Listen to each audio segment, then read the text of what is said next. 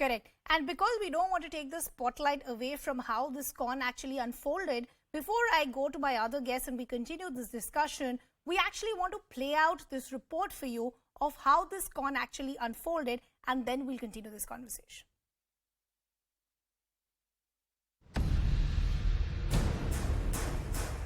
32-year-old Sukesh Chandrashekar is the protagonist of this real-life drama. A boy from a lower middle-class family in Bengaluru who conned the rich and famous and lived life king-size. A life filled with luxury cars, private jets and starlets. In and out of jail since the age of 17, he is currently a state guest in Tihar jail. This is where he pulled off his most audacious heist using just his brains, a cell phone and his extraordinary skills of impersonation. This was his prey, a desperate billionaire housewife trying every trick in the book to free her jailed husband. The husband in question, Shivendra Mohan Singh, once among the richest men in India with ownership of brands like Ranbaxy, Fortis and Religare.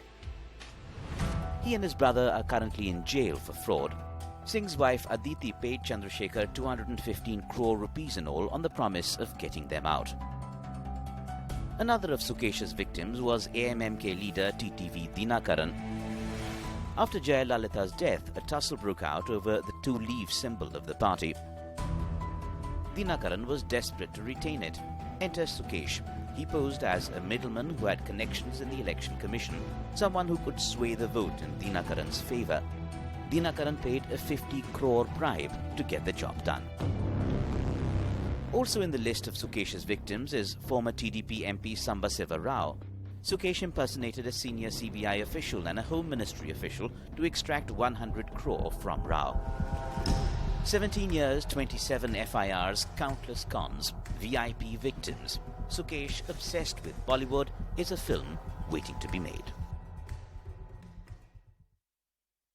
A film waiting to be made, exactly what I said when I started the show. I want to take in a quick word from my colleague Ashish before I go across to the other guests. Ashish, since you've been tracking this from day one, for whatever investigators that we've spoken so far, they said if we had to pinpoint one particular skill, quote unquote, as far as Sukesh Chandrashekar is concerned, that was impersonation. And that's what we heard in the Supreme Court today as well, that a lot of people are seen as dangerous when they have AK-47s with them. But Sukesh Chandrashekar actually became dangerous just because he had the ability to use software on a mobile phone. So, he's a master of con. I can say that, not many people would actually know that how spoofing technology and other softwares can be used to basically manipulate your voice. So here he knew how to do it, and that is why he used certain softwares to manipulate his voice.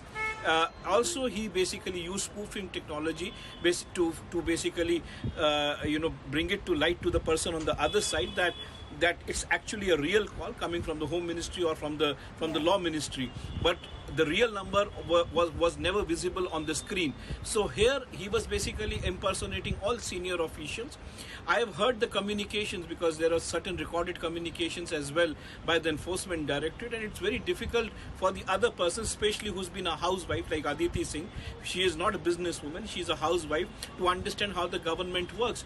And the way he was manipulating his voice as a law secretary or as the Home Secretary, it was, anybody could have fallen into that trap. So here, one has to realize the fact that yes, this man is actually very intelligent when it comes to conning people, and and he achieved what he wanted. But ultimately, the Enforcement Directorate was a step ahead of him, and he was finally caught with the proceeds of crime. The Enforcement Directorate has been able to track down a lot of proceeds of crime. I remember when the Enforcement Directorate searched his house. Again, that was a Benami property on the East Coast Road in Chennai. It was a luxury house. There were around 24 luxury cars which were parked there. So they have been able to track down the proceeds of crime of around more than 200 crore rupees. They have been able to track it down. And once that happens, then obviously the money goes back through the court to Aditi Singh. But ultimately, yes, one has to accept that this man is actually a master of con. Master of con.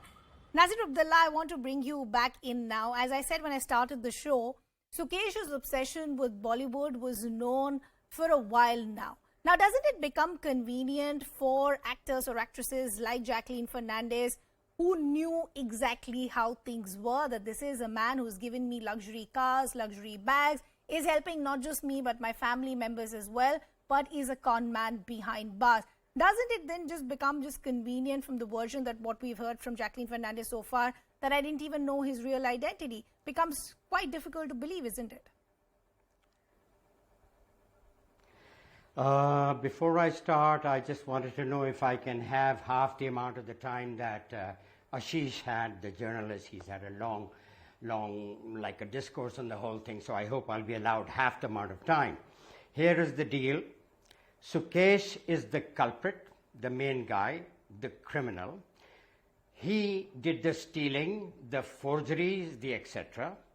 Jacqueline is the recipient of whatever he stole.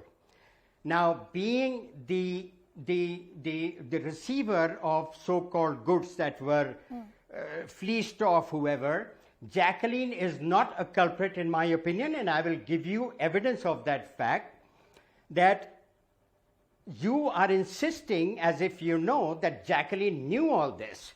That is a load of rubbish at the moment from my point of view. Please don't interrupt me. Monica, I know. I said please don't. I said please don't interrupt me. I said please don't interrupt me. I have to at least correct you factually, Monica, because this is exactly what the ED has said in its charge sheet. Tell me. That is why she's been moved from a witness to an accused. So was she not a recipient of the proceeds of crime? Okay, got it. You know better. Monica Bedi was the wife of an underworld don called Abu Salem, based out of America. She lived with him for years. She was married to him. And she obviously knew, must have, one day or the other, though the girlfriends are the last ones to find out that their husband is a criminal. Let us get that. I've seen it all over the world, and there have been films also made of it. She got away. She didn't get a jail term. She was his wife. She knew all sorts of stuff. They even got her to play a part in Big Boss as a very bright celebrity. So here is the deal. We need Mr. Sanjay Hegde, someone like that, to actually say what is involved. The gentleman from the ED seems to think, oh, this, that, and the other. And hang on a minute. I know for one thing, if she's the recipient, and of course everybody falls for the gifts, all the Bollywood actresses, you know, whoever, and she is not the accused. And there are more serious lapses on the law department. The cops are involved, dozens and dozens of them, and he's enjoying a great time. Though he's an accused, he's got cases against him. Nobody is taking and now away you from want the to make fact Jacqueline that a there is scapegoat. a corruption as far as